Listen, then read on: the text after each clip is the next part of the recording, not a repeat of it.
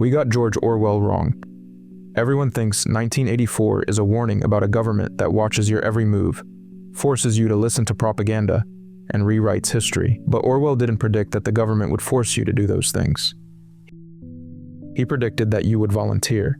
You bought the surveillance camera, you downloaded the propaganda machine, and you rewrite your own history every time you delete a post. 1984 isn't a nightmare about the state, it's a mirror, and you're already in it. People call 1984 a classic the way they call vegetables good for you. They know they should read it. Some of them start, most don't finish. Not because it's difficult. Orwell wrote like he was explaining something to a friend at a bar. Clear, direct, no literary acrobatics. The problem isn't the reading, it's the feeling. 1984 doesn't build to a thrilling climax. There's no hero who fights back and wins. It doesn't even have the decency to be shocking. It makes horror feel mundane. And that's harder to sit with than any dystopian spectacle. The main character, Winston Smith, has an office job. He edits newspapers, deletes names, burns documents, types lies. It's not evil. It's just Monday, and everyone around him does the same thing. No rebellion, no secret resistance. Just people doing paperwork, adjusting reality, going home. That's the dread. Not what's happening, but how utterly normal it feels. Orwell introduces a concept called doublethink, the ability to hold two contradictory beliefs at the same time and accept both as true. Not as confusion, as policy. War is peace, freedom is slavery. Ignorance is strength. These aren't slogans meant to confuse you. They're meant to rewire you. And before you roll your eyes, let me ask you something. Do you believe privacy matters? Probably. Do you use apps that harvest your data, track your location, and sell your preferences? Also, do you believe in free speech? Sure. Do you also think certain ideas should be flagged or banned depending on who's saying them? Maybe. Do you believe news should be objective? Of course. Do you have a preferred outlet that confirms what you already think? Almost definitely. That's doublethink. You're already doing it.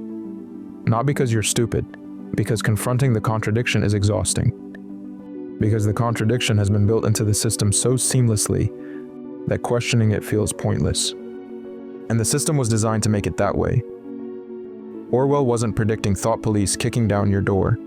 He was predicting you, convincing yourself that this is fine.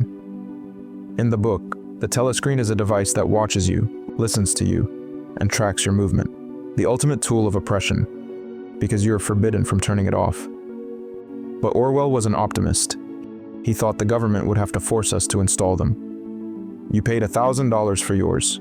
You carry it into the bathroom. You sleep with it next to your head. You panic if you lose it. The party didn't need guns to put a microphone in your pocket. They just needed to put Candy Crush on it. Orwell feared a cage. We built ourselves a nest. And we decorated it. And we upgraded it every year. The language that makes rebellion impossible. In the appendix, which almost no one reads, Orwell explains newspeak. It's not just a language, it's a weapon. The idea is simple.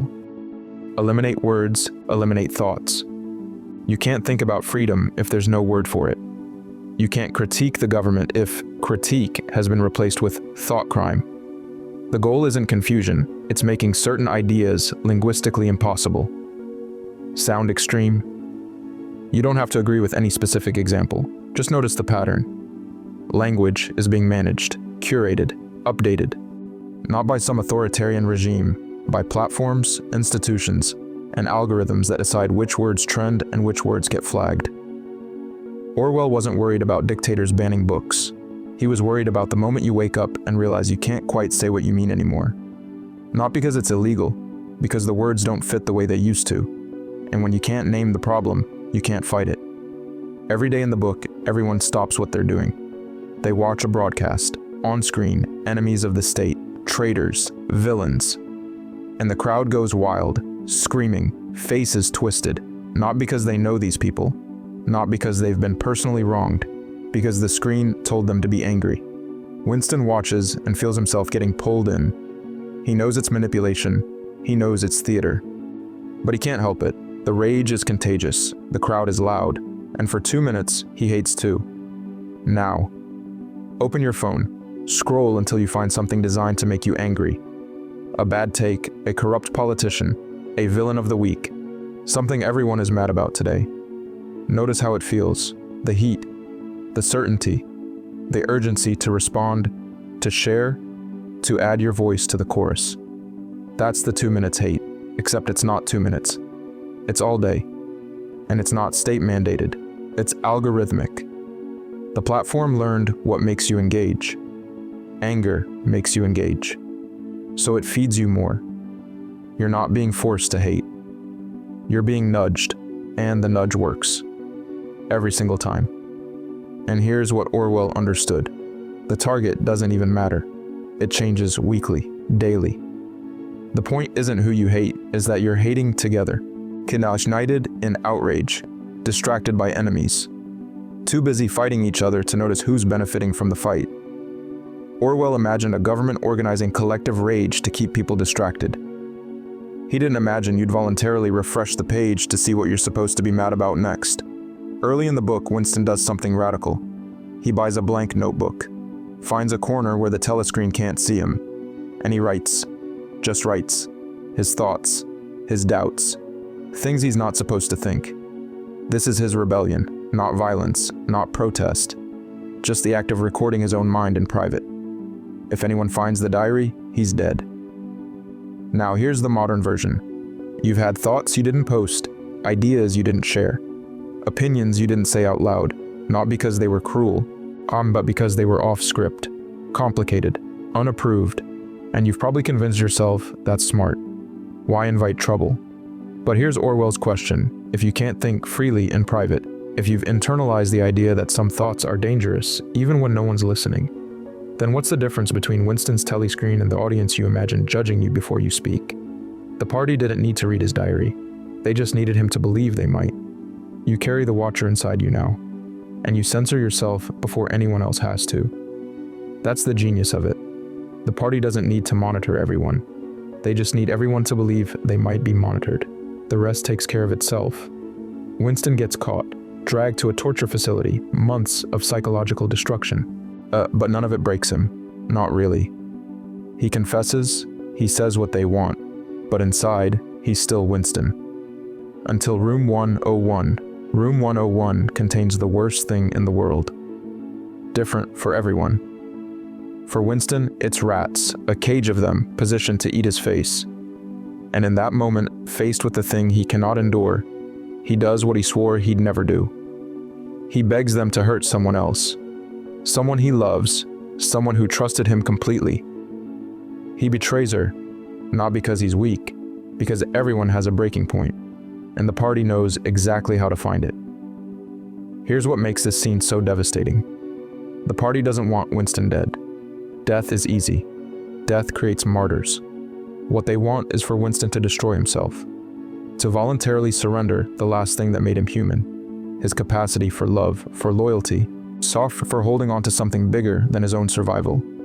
They want him to choose betrayal, because once you've betrayed everything you believed in, you can never go back. You belong to them now.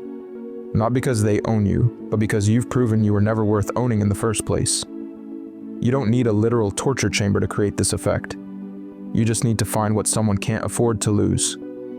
Their job, their reputation, their safety, their sense of belonging. Think about it.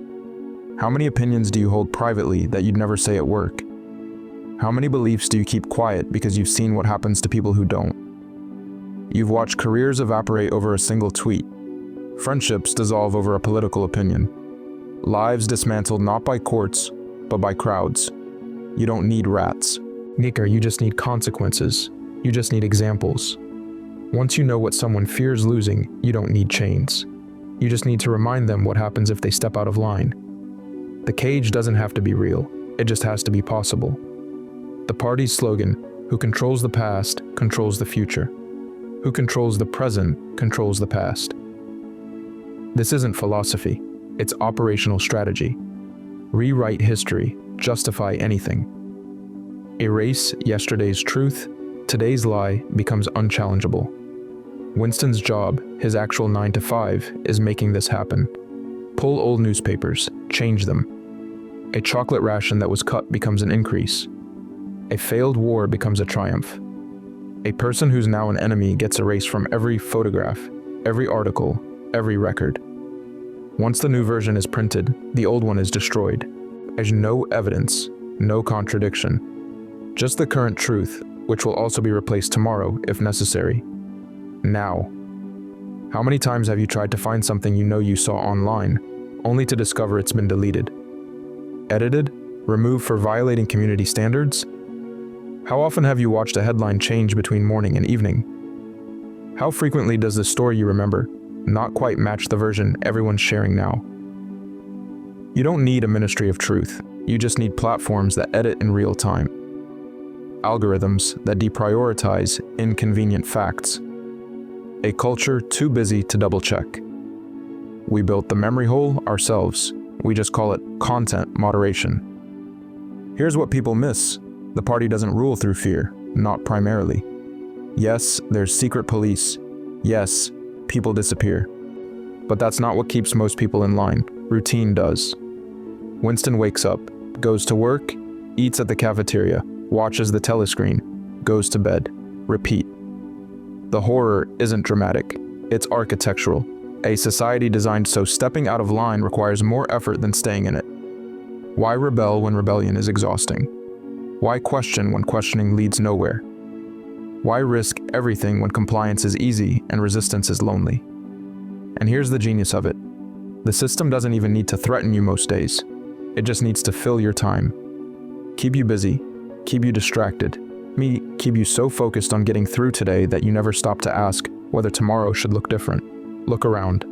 How much of your day is spent moving through systems you didn't design, following rules you didn't choose, or optimizing for metrics you don't control?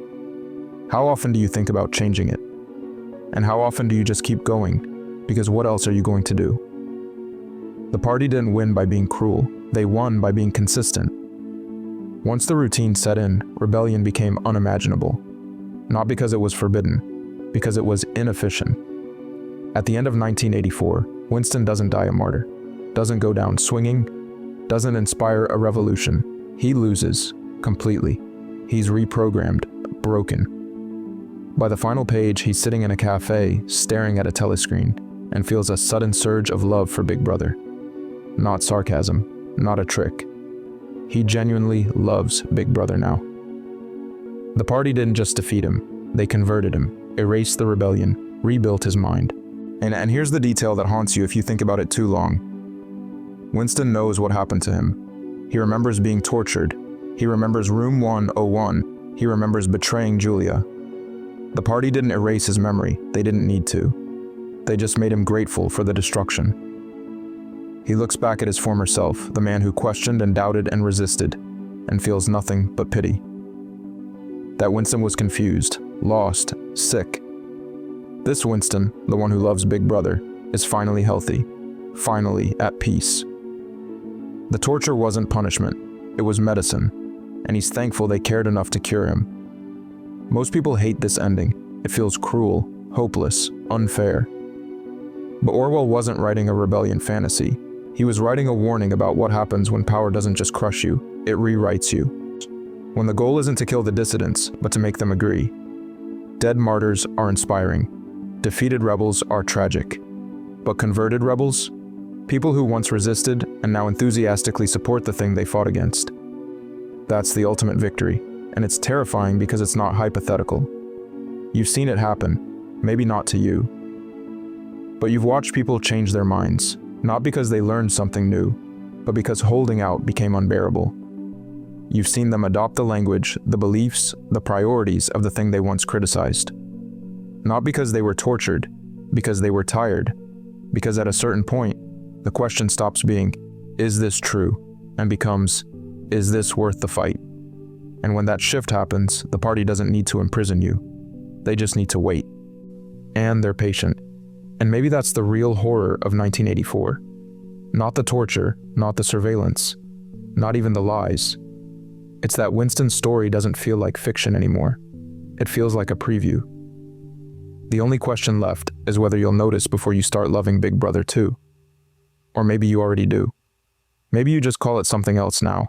Maybe you always have.